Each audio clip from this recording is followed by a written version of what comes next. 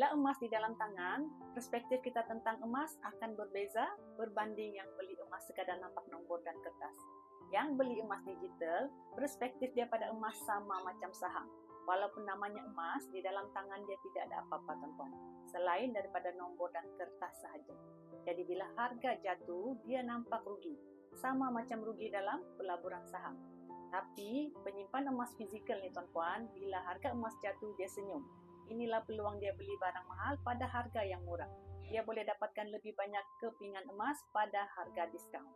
Sebab target dia nak ada banyak kepingan emas.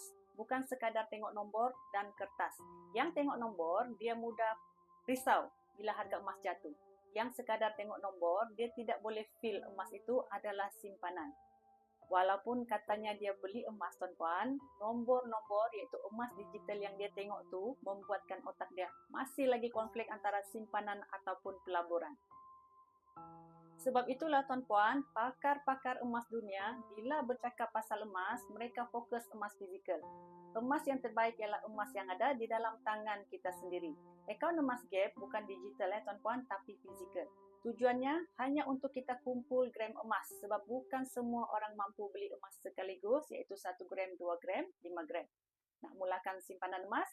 Klik sign up, saya akan bantu. Sebaiknya